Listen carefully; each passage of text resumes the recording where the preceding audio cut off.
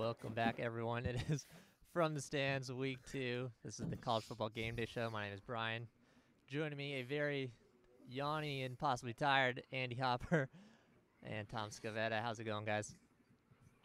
What's up, Brian? How's it going? What's up, Andy? It's feels good to come out alive and 1-0. It was a very stressful week for a lot of schools, mine in particular, and I'm really excited to dive into week 2 as now we kind of start to get a better feel for a lot of these teams, especially the ranked teams and the unranked teams that are kind of like on that top 25 bubble. I find this week really interesting to kind of paint a picture as to what's going to happen for the rest of the season. Yeah, I am also good. Maybe a little tired. What of it? It's early when we're recording this. Just kidding. 10 a.m.'s not that early. I got to be better, guys. I got to be better. No, it was good. It was a decent week 1. I was out of town and I did not have a lot of service at the things I was doing, so I didn't get to watch a lot of football, if I'm being honest. But I read some stuff, did some work and some highlights, watched some replays. Yeah, my team fucking sucks again. UTSA came in and just kind of gave us the business. So not great when you can't stop the run of an FCS school or whatever. I don't know if they're FCS or whatever, but it's just bad. You can't lose home bye games like that. So could have been a better week as far as my team goes, with some really, really good football. We learned a lot of stuff, I feel like, already in the early going about a few of these teams at the top. Yeah, let's go for a little bit of interesting Week 1 action. We'll start with Tom since he had one of the most recent games that was not played on Saturday. We had a little Sunday action, Notre Dame versus FSU. For everyone not familiar, if you're not looking at that logo in the corner, Tom is a Notre Dame fan. So what did you think of that overtime performance from Notre Dame? Is this an issue with Notre Dame here, or was FSU, looking a little better than people thought, maybe, besides the O-line? So I'm not going to completely give Notre Dame a free pass on this game, although I do think having fans back in the stands for the Seminoles definitely contributed to this valiant effort, not to mention the entire crowd, and I'm sure even some Notre Dame fans were quietly behind Mackenzie Milton in this game, right? I mean, this was an outstanding storyline for him, just not against my team, please. It could be against any other team, just not against mine. But what I take from this game is Notre Dame, look, they're trying to get their feet wet in this new offensive scheme. Jack Cohn, yes, he's a fifth-year transfer from Wisconsin, which is a nice veteran quarterback to have, who, by the way, looked very impressive. Every time he took a deep shot, it seemed like his receiver was coming down with the ball, whether it was Kevin Austin or Michael Mayer, the tight end. I think it took Notre Dame 4 or 5 plays to score, not even on that first possession. So he, baby Gronk, he has a couple drop issues, but he's a guy that I really like in this offensive scheme. And Kyron Williams, he's insane. He's only a junior now. And, if he keeps playing like this, he might be getting calls for the NFL draft this season if he continues to play at this level. I'm not really too concerned because Notre Dame usually – their first game is actually one of their worst games. There was a game 2 falls ago against Louisville that they did not play very well. I mean, I think they doubled their score. This one on the road against Florida State, a win is a win at the end of the day.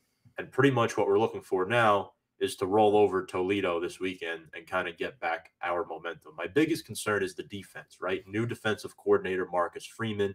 We lost a few players. Kyle Hamilton had 2 awesome interceptions. One of them, he unfortunately took his helmet off after going out of bounds, which you cannot do. That wasn't the smartest play by him, but he is a freakish nature type of athlete that I can say I'm glad he's on my team. Drew White was outstanding on that linebacking core. And I mean, I can go on about this football team, but we're 1-0 and we're moving on. And I think now we're ranked 8th in the rankings. So, I mean, we did go up 1 spot besides giving up an 18-point lead and taking FSU into overtime. Yeah, that was a fun game to watch for sure. Maybe not so much for you. It's probably a little bit of hardtack action. 18-point lead, 4 minutes left in third quarter. We can't cover fucking 7.5-point spread. What are we doing? Come on, guys. Fucking Brian Kelly. I mean, maybe he was right in that post game press conference. I'm just kidding. I'm gonna get canceled for that. I'm gonna get some heat for that. No, that was probably one of the more What? interesting post game thoughts, I guess, a coach has had. He's an interesting guy. Yeah. I love him though. I love him. Yeah. But yeah, that was a great game to watch. Like I said to you guys in pre-show, threw on the FSU Garnet here. Mackenzie Milton, obviously the story for me as a UCF fan. When he hit that shuffle, the little 1-2 step and then the shuffle pass, Doak. I mean, like you said, just in general, having fans back has been amazing. That's probably the most excited Doak crowd I've seen in at least 3 or 4 years. So, I mean, props to Norvell for getting the team together to actually get the crowd pumped up. But, yeah, when Milton hit that little shuffle step and then the shovel pass, I mean, it's just as a UCF fan, it's so cool to see him back on the field, basically cybernetic knee that he's got there. So props to the doctors. They showed a quote, I think it was either pregame or during the game. I think the mom, Mackenzie's mom, asked the doctor what the probability of him playing again was, and it was probably one of the most depressing quotes ever that you would want to hear as an athlete. Basically saying, it's not impossible, but I can't think of any other scenario where it has happened. So that's never what you want to hear. But here he is back. I think it's 1,018 days later. He's back on the field for FSU. And like you said, I think he's got to start next season. So next game. So yeah, that was my game of the week as well. Andy, what do you got for game of the week? Or any recap, anything that caught your eye? I think just how good Alabama looked, and there was really no drop-off. I know we kind of previewed the game last week, and I had mentioned that Miami thought they were more ready for this matchup. It doesn't look like it when the final score is 44-13. Bama is just running right by them. Bryce Young is already the betting Heisman favorite after week one. His first performance, 27 for 38, 344, 4 touchdowns. I think one of my favorite parts of Alabama this year is their receiver, Jameson Williams, who comes over from Ohio State.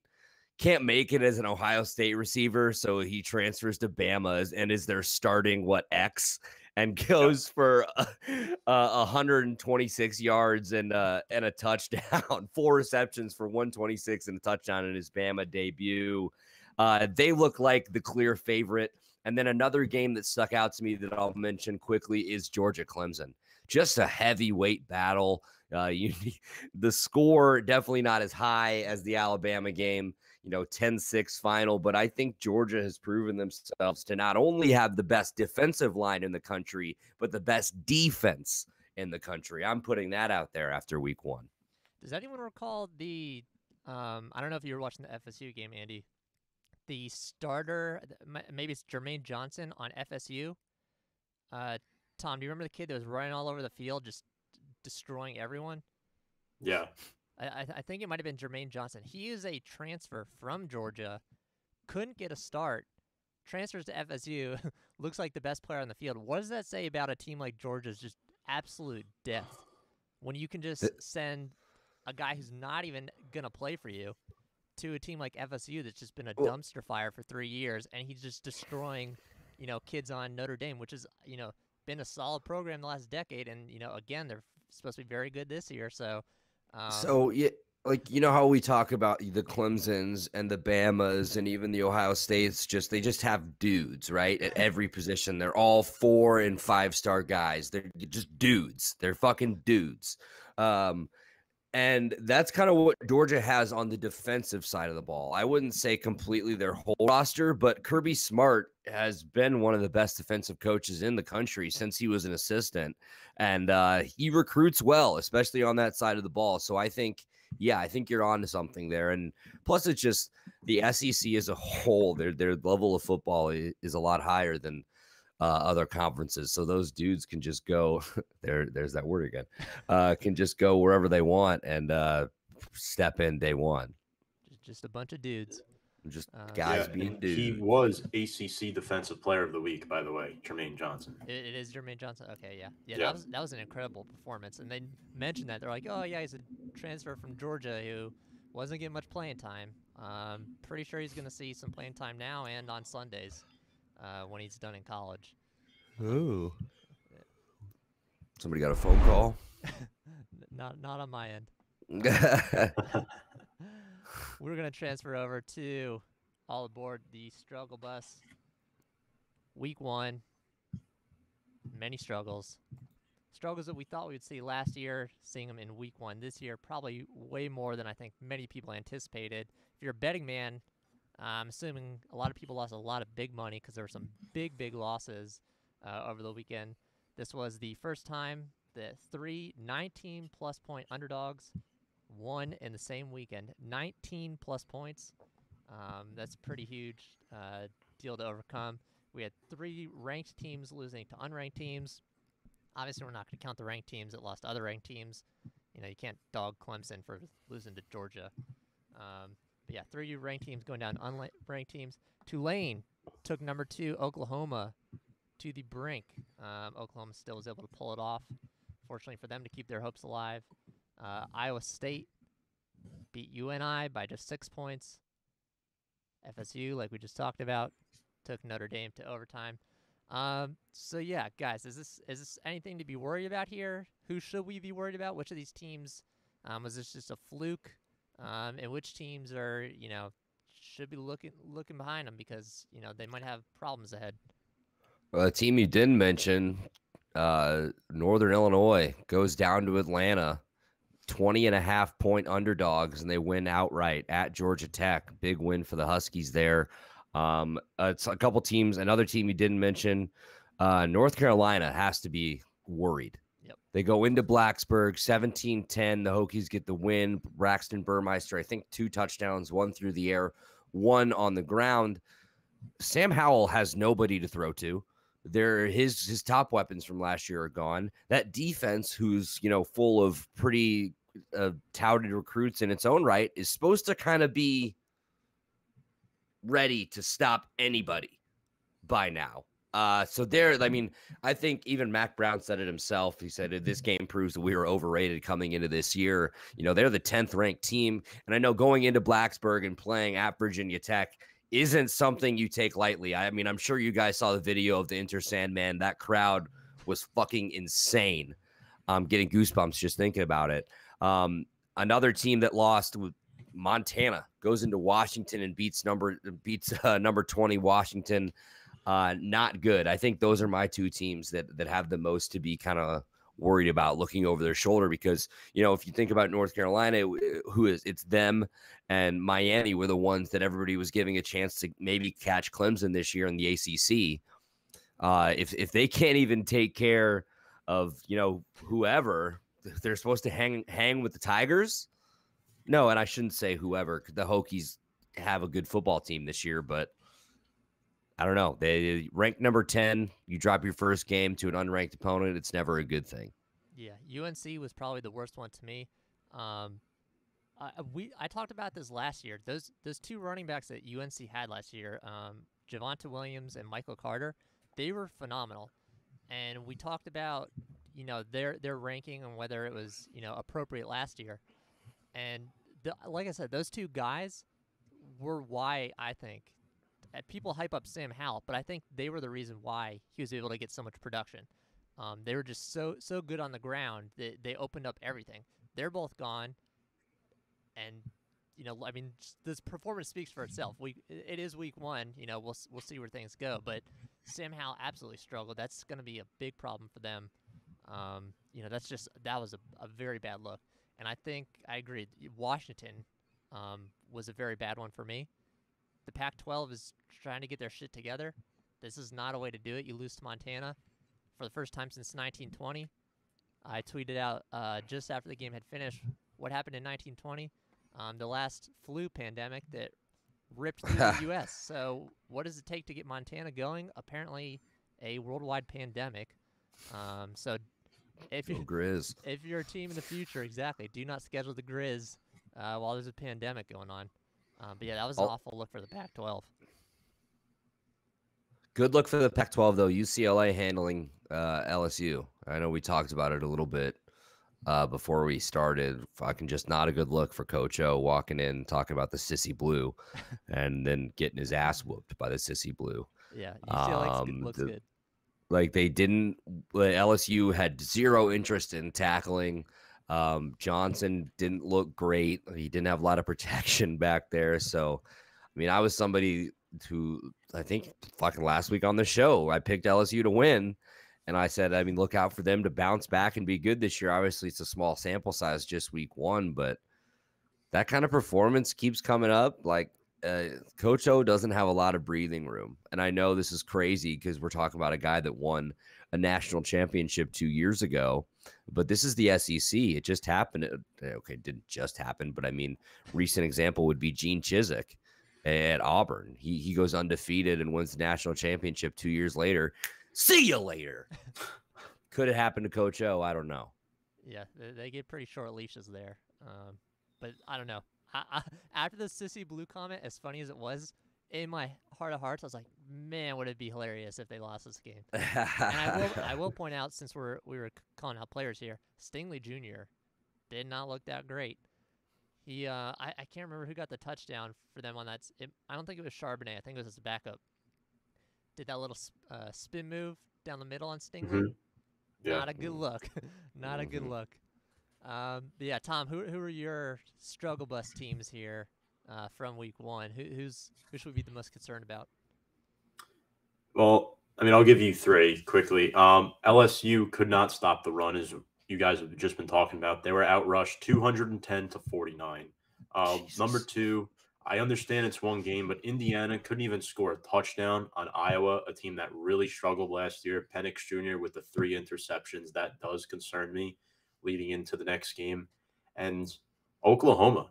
And this, this isn't just on Spencer Rattler and that offense. Now, granted, Rattler did have 2 interceptions in this game. None of these top quarterbacks played relatively well last week. Howell was bad, and Rattler wasn't great either. The offense for Oklahoma as a unit only went 3 for 12 on third down, and they were outscored 13-0 in the fourth quarter. So the three that I'm most concerned about, it's probably LSU, UNC, Indiana in that order. And then as far as Oklahoma goes, I'm not really concerned about them. But as far as like the college football playoff standings go, like when they come out, if they want to be in that, I mean, you can't be taken to the brink by Tulane in week one. That's just too scary, in my opinion. But their uniforms were sick, Tom. The baby blue with the Angry Wave logo. Like, oh, yeah, fun to watch. One of the most underrated uniforms in college football. Shout out to them for recovering that onside kick, too. That was a big, holy shit moment. Yeah, that was really cool. All right, so a lot of those teams definitely do need to step it up. We're going to transfer now to let's target some targeting. We had a little Monday Night Football. It was college this week. And for anyone that at least tuned in for the first half, we had 4 targeting ejections within about a 20-minute span of playtime. Is this targeting, the way things are going, do we need to relook at the way that targeting is assessed, essentially? It's only been a few years that it's been here as a penalty. People kind of like it. People don't like it. The old school guys, they hate it. But the injuries that it saves, are obviously nice. But we've gotten to a point now where even the people that liked it are saying, "Come on, we're slowing down the game." Some of these aren't even, dangerous plays. They're just because it's by the letter of the law. The refs have to call it targeting. Which I love the symbol, by the way. Go on this side, targeting. That's probably one of the better ref calls. But yeah, what do we think going forward is the move here? Do we split this into NBA style flagrant foul 1 and 2? Do we make the penalty lesser? Do we, not make ejection so obvious? What do you guys think here? Well, I think the officials need to do a better job on figuring out the severity of these penalties. So, for instance, the Mark Robinson hit was a borderline target, right? That could have gone either way.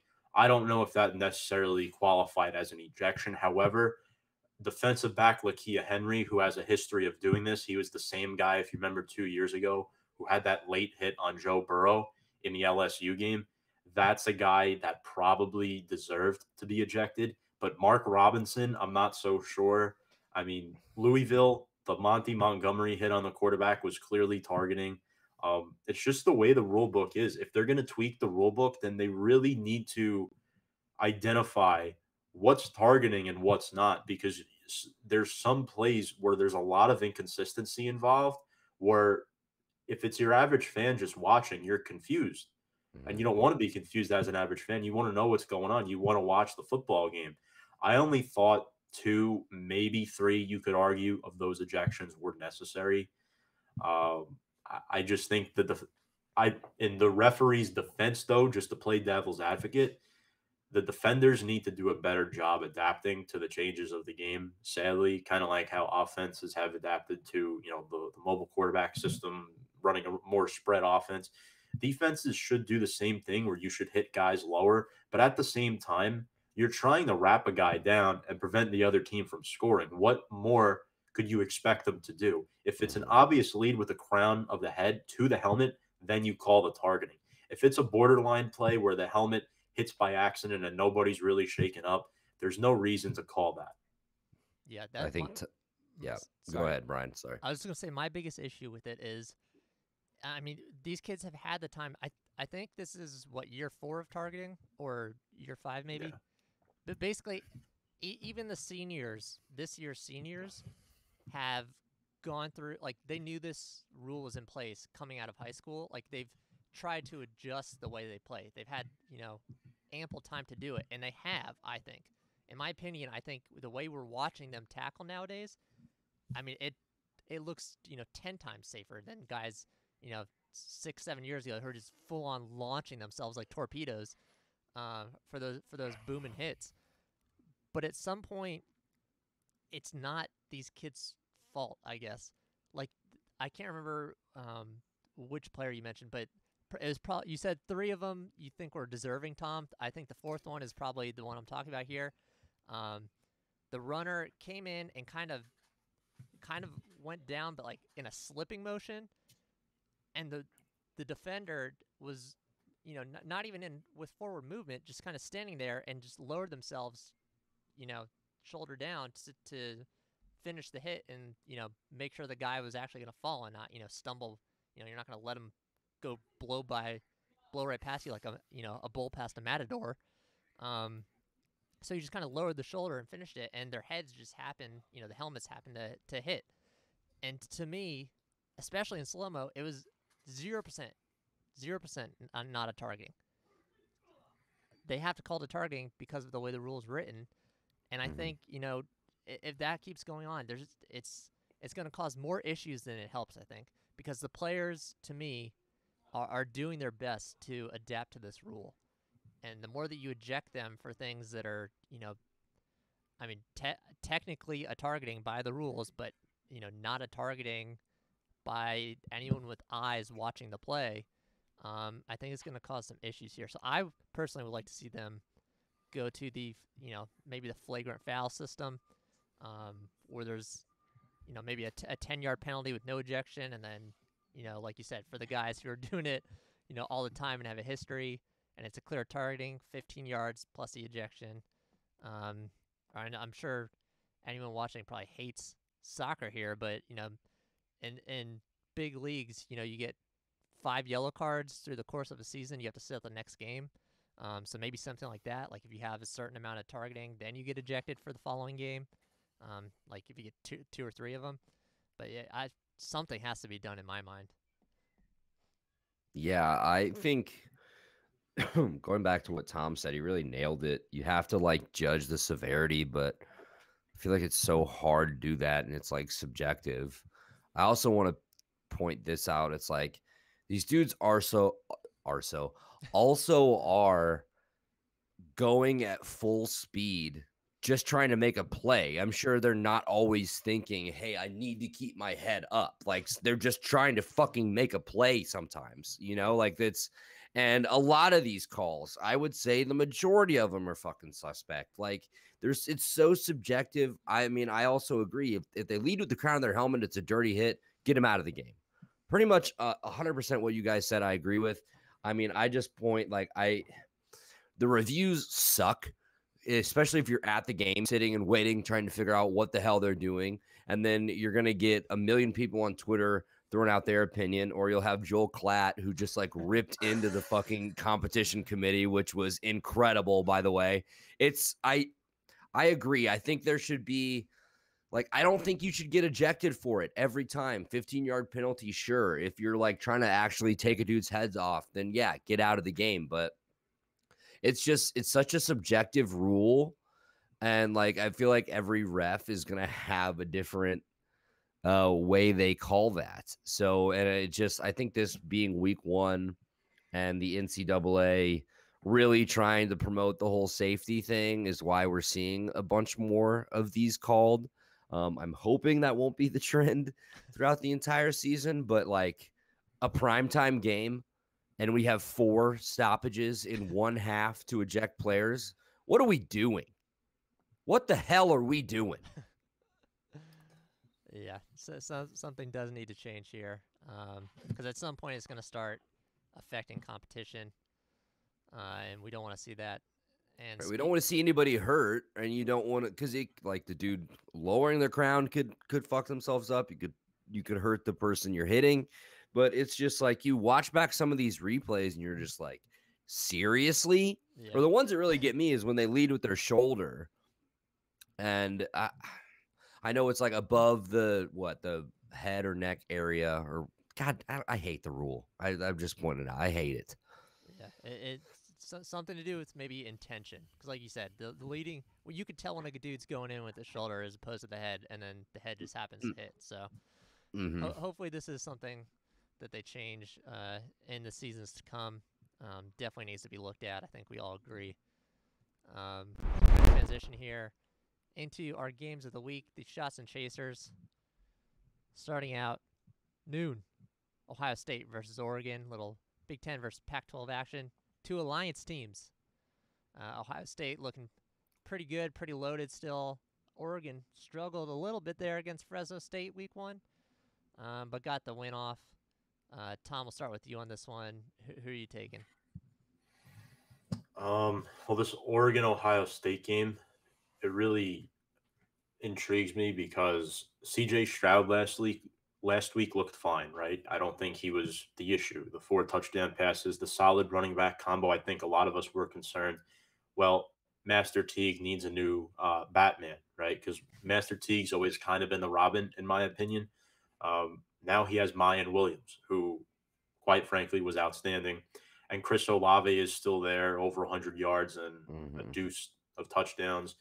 But I really like Ohio State in this game. I'm not saying they're going to cover the spread. I don't feel fully confident in that, but a West Coast team coming to the Midwest for, relatively early start time, I don't see Oregon pulling this one out. They did have 4 sacks last week, led by a really promising freshman in Justin Flau, who also had 14 tackles. I like him a lot, but this Ducks defense doesn't strike me into fear as where they're going to threaten Ohio State, because last week Ohio State really got tested, right? We mentioned how, they were in a football game where, they played well, but there were clearly some issues. So I think this week's going to be much more of a definitive performance where Ohio State starts to play more Ohio State football. So I have them winning probably by a couple scores, 10 to 13 points. Okay, so right under the spread. Andy, Yeah. Mr. Spreadman here. 14.5 is the spread. Take Ohio State. Take Ohio State. As much as I would love to take the Ducks, they are one of the teams I have a soft spot for. They're my younger brother's favorite team, but You look at what they did last week, what they were able to do against the run against Fresno State. They only allowed 75 yards on the ground. Were able to really neutralize the Bulldogs' attack in the second half. But Kayvon Thibodeau, still day to day, might not be playing in this game. Arguably the best defensive lineman in the country right now. Going to be a top 5 pick in the NFL draft. And Ohio State has got some better personnel in the backfield than Fresno State does. So that's going to be tough. I think if Oregon they're going to have their hands full stopping the run. Obviously, I mentioned earlier Ohio State. I think they have the best receiving core in the country with Wilson and Olave. So plus you have Anthony Brown, the Ducks quarterback. He's kind of a work in progress. I think this is his first full year starting for the Ducks. I just going to the shoe. It's going to be tough. I mean, Ohio State, yeah, Tom, you said they got tested last week. A test for Ohio State was them putting up 495 total yards of offense. So this could be, I mean, over, under 63.5. I'm looking at the over here, ladies and gentlemen. And I think Ohio State wins by 17 to 21 points, as much as I fucking hate to say that. But if the Ducks could, what they win 31-24, I think, against Fresno State. Yeah. And that was at home. That was in Eugene. They got to go to the shoe and deal with CJ Stroud and the Buckeyes. He did start slow, but I think he ended with like 250 yards in the air. He looked just fine in the second half last week. So Ohio State's another team kind of similar to Alabama, where you just watch and you're just like, oh, fuck, yeah, they're going to be really good again. So, yeah, I think I take Ohio State with the points, and I take the over in this game. Yeah, we talked about crowds earlier. I think Ohio State is the obvious pick here. First game back, and the shoe, that place is going to be fucking loud. Like you said, Anthony Brown, new, I guess, sort of a project here, replacing Tyler Shuck, who transferred out. Couldn't get the starting job, so still very early in his career, and this is a big game to go into your second start, I guess. So yeah, I'm gonna disagree slightly here. I'll keep this one quick. I would take Ohio State minus 14.5, but I think they're gonna take the under here. I'm gonna take the under here for points. Ohio State will probably light it up on the board, even if Thibodeau's there. But I mean, Verdell is pretty good, but a questionable quarterback, and only his second start going into. He can move a little bit though. Like he can hurt you with his feet. So I mean, I don't hate Oregon to put up 21 points. Like I think they can. Yeah. They might be garbage time points, but also, I mean, I don't blame you for taking the under. 63.5 is a lot of points. I'm just, life's too short to bet the under, Brian. That's a fair assessment. And if you don't want to catch that game for some reason, our chaser for the 12 o'clock slot, we have Tulsa versus Oklahoma State. Illingsworth started over Spencer Sanders, who I believe was out with COVID protocol last week. That is the Oklahoma State quarterback. Tulsa, I want to say, awful loss to UC Davis. Really no other way to put it here. They lost 19-17 to a team that shouldn't even be, in the same league as them. But after that, still only 13-point spread here in favor of Oklahoma State. Obviously, Andy, I think I know who you're going to take here. I think I know who everyone's going to take here, but let's hear it. You're just begging me to take Tulsa at this point.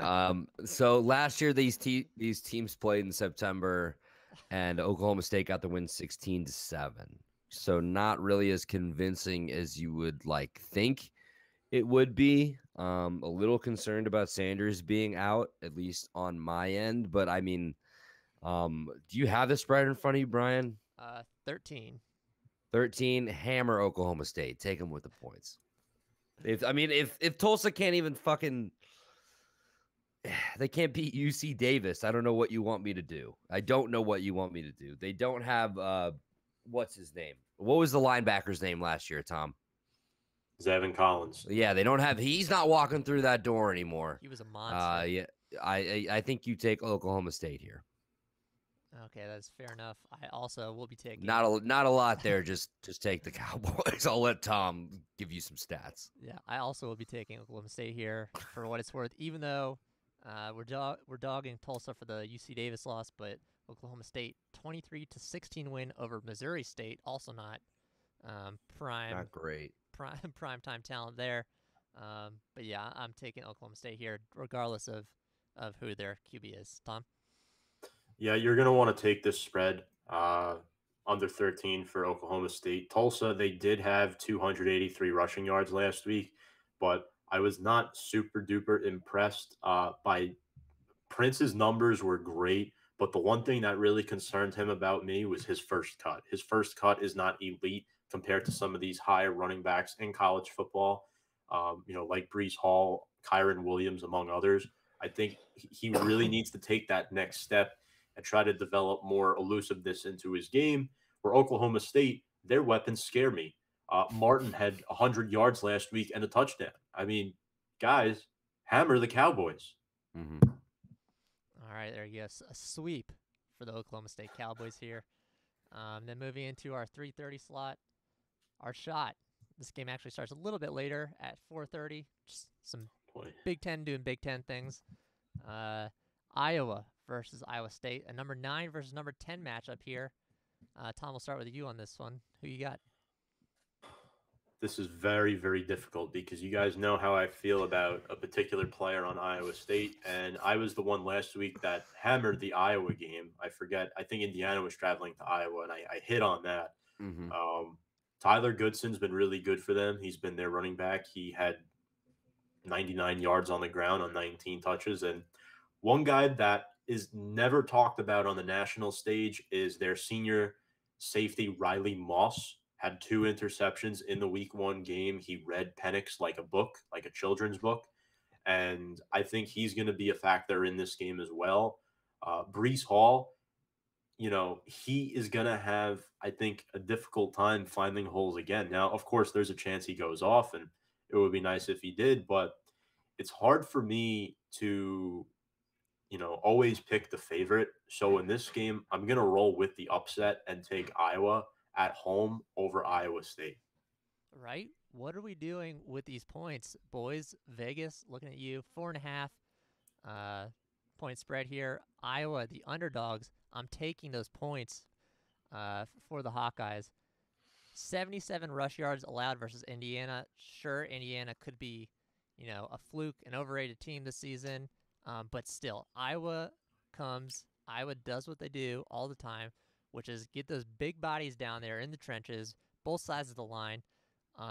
If you want something to stop the number 1 weapon on Iowa State, which is Brees Hall, it's a good rush D, and that's a pretty good start to the season, allowing only 77 yards on the ground from Indiana there. And Iowa State squeaking out a win against UNI. Everyone likes to say that they struggle all the time against UNI, but get your shit together. This is probably one of the, at least what was supposed to be, one of the most loaded Iowa State teams of recent years. I think I last week probably overestimated their talent and said that they will win the Big 12. Kind of regretting that already. But yeah, we'll see here. I'm taking Iowa here on the road, plus 4.5. Andy, who you got? Not so fast, my friends. Take the Cyclones minus 4.5. It is a bad day to be a Hawkeye. The Cyhawk is staying in Ames, Iowa. Let me tell you why. Talk all you want. Oh, the Hawkeyes only allowed 75 yards rushing. The Cyclones only allowed 45 yards rushing. This is going to be a time of possession battle. Nut up or shut up. Big hog mollies. These corn farm boys from Iowa in the trenches going head to head. But we got to talk about this quarterback from Arizona because he will be the best quarterback on the field, and that is Brock Purdy. Spencer Petras is dog shit. He is not good. I don't trust him. I'm going to take Brock Purdy. I'm going to take Brees Hall all day. But this is number 9 versus number 10. I'm joking around when I say I'm just very anti-Iowa because they are in the Big Ten, and I just don't like them. So I'm going to take the Cyclones. So we have a little bit of rivalry here. We have a little bit of parity. But I mean, you don't love what they did week 1, and yeah, I do not. I'm gonna shame you, Brian. You do not know how good the Northern Iowa football program in the fucking Missouri Valley, the SEC of the FCS. So put some respect on their name. But no, I'm taking the Cyclones because I trust Brock Purdy and Breece Hall a lot more than I trust Spencer Petras and Tyler Goodson. Okay. And also, Matt Campbell's a better coach than dumbass who coaches the Hawkeyes. I can't even say his name. Kirk Ferentz. Yes. Thank you. All true, by the way. All true. Thank you. I agree. Thank you, Tom. So are we taking are we taking, based on that very impassioned speech, we taking the under here as well?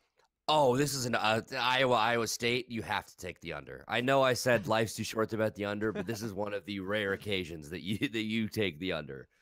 Yeah, 46 points, quite low.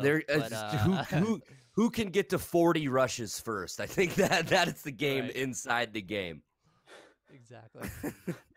And if you don't want to check out this interstate rivalry in Iowa, we have a little bit of a toilet bowl here. Nebraska, Scott Frost, probably on the hot seat already with some questionable games up against Buffalo, who had probably one of the best backs in the country last year in Jarrett Patterson. He's gone, but I had to throw this game on there. I think everyone's going to be watching Iowa State, but if you want to flip over for a possible, firing, possibly live on air, if Nebraska loses this game, I don't see how Scott Frost doesn't get fired. They probably give him a few more games anyways, but at the very least, it's an excuse that they can add. I know for anyone that's been following the saga here, there were internal leaks just before the season started of some NCAA violations of Scott Frost with preseason training type stuff.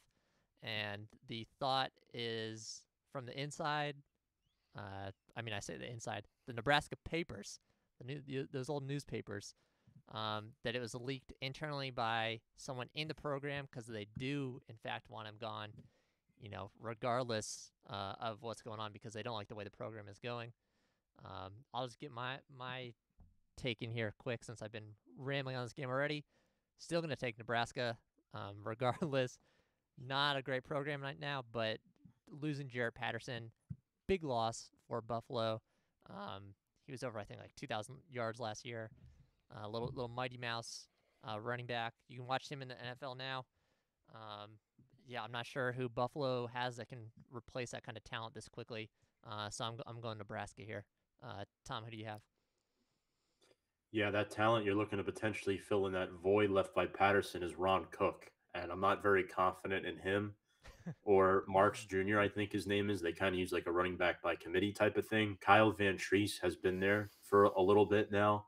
So, I like him as a quarterback, but this offense for Nebraska revolves around Aiden Martinez, who's also the team's leading rusher. And as much as I want to pick the upset here, I can't do it. I'm going to go with Nebraska. It makes the most logical sense to pick the Cornhuskers in this game only because of Buffalo, as you mentioned, Brian. They've lost a couple of names, and it's going to be very tough for them in week 2 to go on the road and beat a team who is basically itching for a win this week at home. I agree. Andy, Buffalo dropped 69 points last week. Are you taking them? Nice. But Nebraska sucks. If you neutralize Adrian Martinez, they will do nothing. Nebraska will do nothing. Adrian Martinez is their only source of offense. They've got one guy on the outside. They've got Austin Allen, the tight end, who's not bad. Their running back is a freshman who can't. It'll be tough for this Buffalo defense to hang, I think, just because of the pure size and the talent difference of Nebraska. But I'm going to disagree with you guys on the running back and filling the void. Yes, Jarrett Patterson. We talked about him a lot on this show last year, how electric he was. Marks. He is kind of going to be filling that hole. He's only started 5 games for his career, but he has almost 2,700 yards and 30 touchdowns in 3 seasons. That's not bad. As a backup running back, you have 30 touchdowns. This guy knows how to find the end zone. They put up 69 points against, yes, albeit Wagner. Nebraska is crawling to the finish line of this season already, and it is week 2. I do not trust the Huskers at all. I'm taking Buffalo to cover the spread. I won't be surprised if Nebraska wins this game. I also won't be surprised if it's late in the third quarter and Nebraska's down by 10 points. So, I mean, come on. Buffalo is all they got to do. What they do, let's figure out what they do last week. They go with 3 or 4 down linemen. Just do the opposite of that, and Scott Frost won't know what the fuck to do. He doesn't know how to make an adjustment mid-game. Taylor Riggins had 2 sacks, so there you go. Right.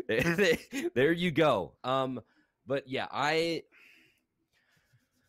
really want to pick Buffalo in this game, guys. I really want to pick Buffalo, and that just has to do with me not believing in Nebraska, and that's after seeing them live 2 weeks ago. So Adrian Martinez had over 100 yards on the ground and 200 plus yards through the air against Illinois, and they still lost by 2 scores. So he could still have a decent day, but he's got to take care of the football. He can't throw an interception. He cannot fumble. They're going to have that big-ass crowd behind him because there's absolutely nothing else to do in Nebraska. It's just incredible. They have an entire state that just lives and dies with that football team, which is awesome. Don't get me wrong, but it just sucks when they're terrible and these Nebraska fans have literally nothing else in their lives. This has gone weird. Take Buffalo plus the points. There we go. We finally got him to do it. Steak and Buffalo. Moving into our later games here, starting at 8 o'clock, our shot for the late, kind of late-ish night, not our Pac-12 After Dark late. We have the Michigan Wolverines taking on the Washington Huskies. Washington, early contender for the loss of the season against Montana. Just an awful, awful performance. Michigan, played Western Michigan, got the points, got the win. Not really much to go on yet, but 551 yards of offense, and they didn't lose to Montana. So, who do you have for this one, Andy? I think I'm going to take Michigan here. Similar to Scott Frost, Jim Harbaugh is almost coaching for his job this year. He has to do something. I know Washington's coming off this bad loss. They were a ranked team going into that game. Washington did make a lot of mistakes. You talk about Norris throwing 3 interceptions. That's not great. Michigan is without their number 1 receiver for the rest of the year. He unfortunately got hurt, season-ending injury against Western Michigan. So, McNamara is going to have his hands full, but I think Michigan at the Big House, I think you take the points here. Washington's going to be really pissed, I believe. How can you not? You just lost to fucking Montana, like Brian said. But if you look at some of the numbers, Michigan, they put up 551 total yards of offense to 291 total yards from Washington last week. So only 65 yards on the ground from the Huskies. That's going to have to improve. And I don't see how you don't take Michigan here, coming off of hanging 47 points on Western Michigan, and Washington only being able to muster up 7 against Montana. I agree. I'm going Michigan as well here. Ronnie Bell looked very good, and notably of the 291 I think so yards that Western Michigan had, 80 of them were on absolute garbage time TD drive at the very end because Michigan was blowing them out. But we talked about the fans earlier. The Big House showed up. Watched that game a little bit last week. It was pretty loud. That's hard to do if you're a Michigan fan. Get pumped up for this team. But they did it, and they're back there. And God, that Montana loss. I don't know if I'll get over that. Washington could win the next 8 games, make it into the Pac-12 conference final, and I still wouldn't trust them because of this game. Yeah, I mean, I don't know. I'm just following Ronnie Bell here. Kid's a stud. McNamara looked pretty good at QB. This I think Washington will be better competition for him. Obviously, despite that Montana loss. But yeah, I'm taking Michigan here. What was the spread on this one we looked at? 7. 7. All right, yeah, take him straight up and -7 here, Tom. Oh. And their back Blake Corum looked pretty good too. 111 yards on the ground and a touchdown. And a potential first round pick in this year's draft, defensive end Aiden Hutchinson, had a Mm-hmm. sack in this game. He's going to be on a lot of teams' radars. He's already looking good heading into week 2. I'd expect him to have at least another sack in this game. Washington's offensive line does not scare me at all.